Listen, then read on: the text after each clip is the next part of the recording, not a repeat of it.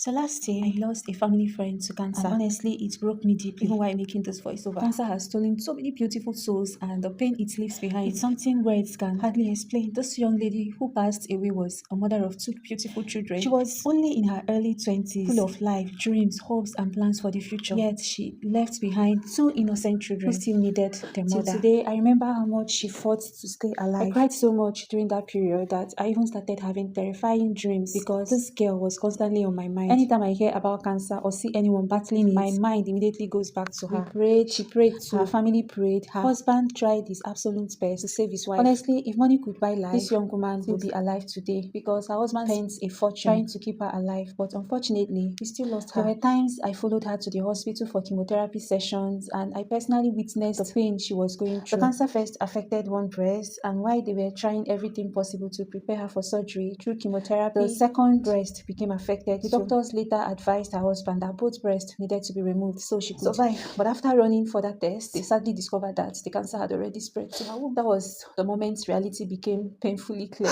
So the doctor calmly advised the husband to remain hopeful. But sadly, there was little they could do apart from pain relief injections, medications, and treatment to help sustain her for whatever time she had left. Eventually, she passed away, and it remains one of the saddest experiences for everyone who knew and loved her. Hearing the heartbreaking news surrounding of Alex Ekubo and realizing that cancer was also responsible for his death honestly weakened me emotionally again. Life can honestly be so unfair sometimes. One minute someone is alive, smiling, making plans for tomorrow, laughing with people, and the next minute they suddenly become a memory. Human life is truly fragile. This life is too short for hatred, bitterness, envy, unnecessary competition, pride, and wickedness. Sometimes I sit quietly and I ask myself, why do people carry anger and hatred in their hearts as though tomorrow is guaranteed? Why do people intentionally hurt others as life came with a promise? Please live well, live your life well, make peace with people around you, make peace with yourself, love genuinely while you still can. One thing that truly touched me deeply about his passing was the level of privacy and dignity that was maintained throughout his illness. Nobody knew he was battling cancer. Everything was kept completely private. I heard it was only his mother and wife and a few close family members who knew about his condition. Honestly, I sincerely appreciate everyone who respected his privacy and protected his dignity till the very end. There were no videos of him in vulnerable conditions online, no bloggers trying to use his pain for engagement, no content creators turning his suffering into content, no one making caricature of him during his weakest moments. Alex left this world peacefully and with dignity intact, and honestly, that made me emotional because social media can be an extremely cruel place. This is why I always say that having a good inner circle is important, especially as a public figure. In fact, everybody needs that. Not everybody deserves access to your private life and personal battles. Whenever I remember what happened after the deaths of Chidera and Junior Pope, it still traumatizes me. The way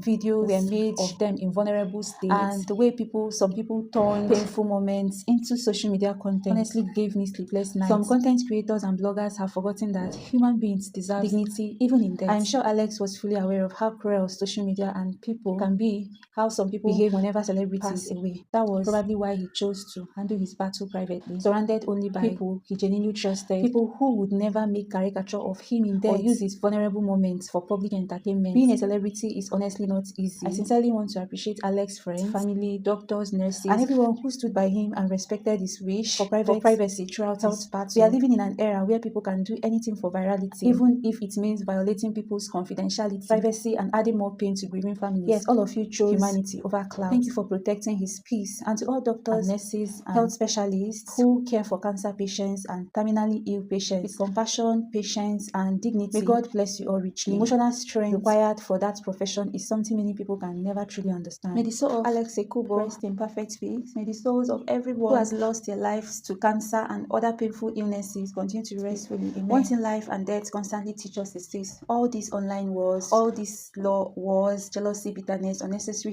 hatred, dragging, and competition eventually become meaningless. Life has a way of humbling everyone. And to those bloggers and content creators who constantly post people in vulnerable states just to gain engagements online, always remember that life has a way of bringing every seed back to us. All right,